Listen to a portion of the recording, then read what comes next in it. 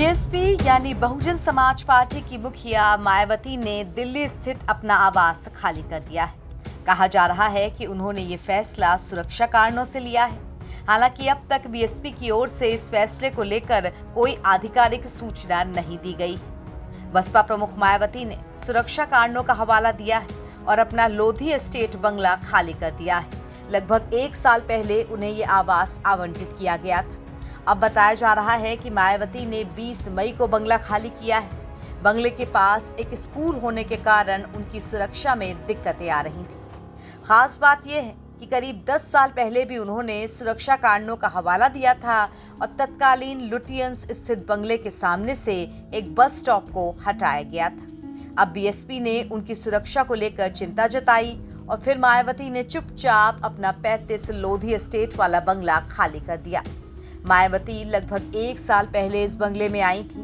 ये बंगला उन्हें एक राष्ट्रीय पार्टी की अध्यक्ष होने की हैसियत से मिला था। उन्होंने 20 मई को बंगला छोड़ा और चाबियां CPWD यानी सेंट्रल पब्लिक वर्क्स डिपार्टमेंट को सौंप दी हैं। बसपा के वरिष्ठ नेता मायावती के इस फैसले पर फिलहाल चुप्पी साधे हुए हैं। ये बंगला मायावती ने ऐसे समय में बदला है जब लोकसभा चुनाव 2024 में बेहद खराब प्रदर्शन करने के बाद बसपा का राष्ट्रीय पार्टी का दर्जा सवालों में घिरा हुआ है।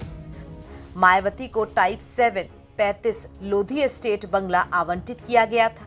सूत्रों के अनुसार इस बंगले में करीब 2 दर्जन कमरे हैं। कहा जा रहा है कि मायावती ने घर बदलने का फैसला सुरक्षा कारणों से लिया है क्योंकि सिर्फ 100 मीटर की दूरी पर उसी रोड पर एक स्कूल है। स्कूल की भीड़ के कारण मायावती की Z+ सुरक्षा में दिक्कतें आती हैं। मायावती को टाइप 7 35 लोधी एस्टेट बंगला सरकार द्वारा दिए जाने वाले आवासों का दूसरा सबसे बड़ा प्रकार है। ये राष्ट्रीय पार्टियों के अध्यक्षों के लिए संपत्ति निर्देशालय की जुलाई 2014 की नीति के अनुसार आवंटित किया गया था। अब मायावती का ये कदम उनके राजनीतिक भविष्य को लेकर अटकलों का बाजार गर्म कर रहा है।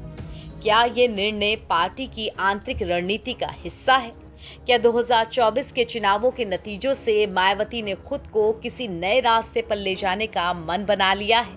ये सारे सवाल इस बंगले के खाली करने के बाद उठ रहे हैं। यहाँ बताते चले कि बीते कुछ समय से बसपा के राष्ट्रीय पार्टी के दर्जे को लेकर के भी सवाल उठ रहे हैं। लोकसभा चुनावों में खराब प्रदर्शन और राज्यसभा सीटों की कमी ने पार्टी के अस्तित्व पर बड़ा सवाल खड़ा कर दिया है। तो क्या मायावती के इस बंगले को खाली करने की प्रक्रिया को एक संकेत के तौर पर देखा जाए कि पार्टी को नए सिरे से अपनी रणनीति और दिशा तय करने की जरूरत है? NBT ऑनलाइन की रिपोर्ट।